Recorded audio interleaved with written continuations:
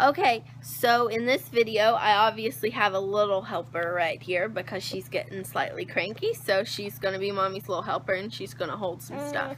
Yeah, aren't you?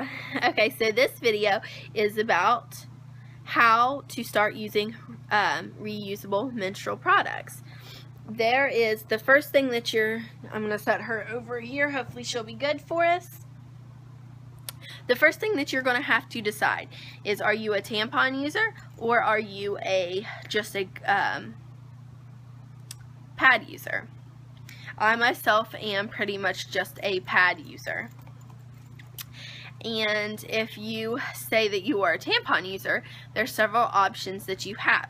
You can go for a menstrual cup. They have C-sponges that you would just insert up there. And then they make cloth and crocheted tampons that are also options. But if you decide you are a cloth pad user, which I am, and that's what this video is going to mainly focus on. If you think that you are going to be you are interested in menstrual cups, cloth tampons, and C-sponges, I will link every one of those videos in the description box for you. Go check those out. I myself have a crocheted tampon that I made, yet to use because I'm not a big fan of tampons and stuff like that, and I am going to check out a C-sponge, so I may have further videos up on that, but currently I am just a cloth pad user because that's what I was before and that's what I like.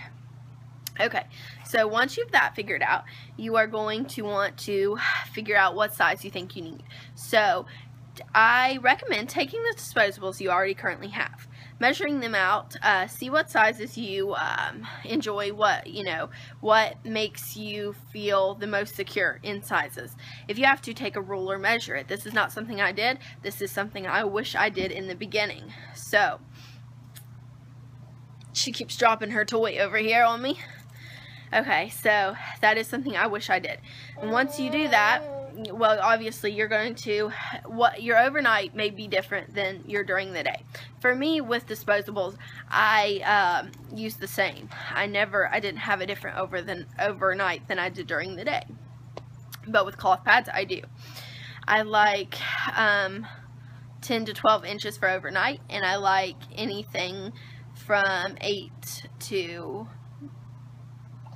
10 for during the day. So you're obviously going to have to figure that out. And sometimes you have to do a little bit of trial and error, which is what I did, because I found out anything under an 8-inch does not work for me. And on my on days I actually have my period, anything under a 9 really just does not work for me. I just am not covered and would leak. So once you figure out what sizes you think are going to work for you, you need to figure out how many pads you think you're going to need. Okay, so and that's going to be different for everybody because it's going to depend on how many times you think you're going to want to change your pad and how many days you have your period. So I tend to have mine 3 to 4 days, sometimes longer, but that is my typical period. And I have not all here because one is dirty. I have 4 overnights, and they actually range from 10 to 13, but I don't really like the 13. I think it's a bit too long. And my day heavy pads, I probably have about 8. And my light pads, I probably have at least 8 also. I think depending on how long of a cycle you had, you could get away with having 2 light pads and 2 heavy pads, and you would just have to wash a lot along with a few night ones. And you're also going to want to think about liners. Do you wear liners every day? Or do you just wear liners when you spot? If you just wear them when you spot, you may just want 1 or 2 liners. You may not want very many. Me, I probably am having upwards of close to 40 some pads now in my stash. but that's really just because I want to feel safe and I want to know that there are cloth pads. If I want to change my pad 5 times a day during my period every day, I want to have those pads there waiting for me and not have to run home and go, oh, I need to wash now. Okay, once you figure out how many pads you think you're going to need, the next step is to buy. And there are several places to buy. A lot of companies have their own websites. A lot of the more well-known companies. There is Etsy. There are some cloth diapering. If you're a cloth diapering mama, there is cloth diapering sites that also sell different brands of pads. My little helper down here is deciding she wants to talk a little bit in the video. But, so, I'm going to link several different websites, everything I can think of, every different name, every different brand, my favorite Etsy sellers, and all that down below for you. So, if you are wanting to go more budget friendly, I would suggest maybe looking at Etsy, or if you're okay with the thought, maybe getting a destash when somebody is getting rid of pads they don't like, or just they decide they have too many. If you can get your mind wrapped around using somebody else's cloth pads, you know, you can obviously get bigger, well-known name brands for cheaper.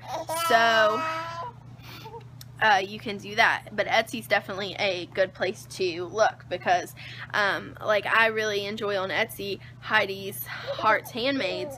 She has really good quality pads, and they have such a great price.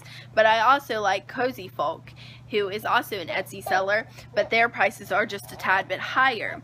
And, you know, I'm also a fan of my Pink Lemonade, who is a little, you know, bit higher than that. They run on their own website. They were an Etsy seller till they got big enough to have and run their own website. So obviously, I would say if you're trying to be budget conscious, you're going to definitely want to look on Etsy and stuff like that.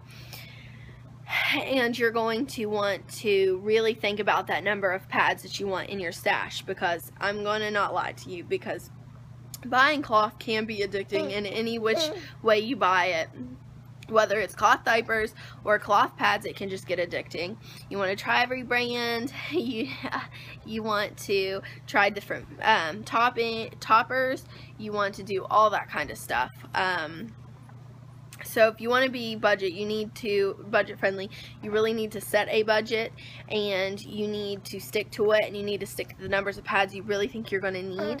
But if a budget is not something that matters to you, or, you know, just go crazy with it, I say the biggest mistake people can make is buying all pads from one brand before they try them out, because you may not like them and then you just wasted a lot of money. I tried out one Pink Lemonade pad and ended up buying a bunch, and it is one of my favorite brands, but it's not my favorite, and I didn't really realize there was much else out there. So I definitely wanted to make this video and give you places to look, because there's so many different shapes, so many different absorbencies, so many different materials out there. You can find something that you are going to like and enjoy. Whether you need a longer pad, which you should not be ashamed of. Some people just want more coverage. You know, that doesn't necessarily, you know, that's not something you should be ashamed of. Like at night, I want, you know, long pads. I want to feel covered and not feel like I'm going to have a leaking issue. You know, so those are just all things you're going to have to think of. And this is stuff that I really just didn't know when I was getting into using cloth pads. So I just thought that I would share this stuff with you guys, and hopefully it will help. And thank you for watching our video that we made together, and I hope you have a great day. Thank you for watching. Say thank you for watching. Yeah, okay. I make cloth diapering videos and cloth pad videos. If that's something you want to see, please subscribe. Say goodbye.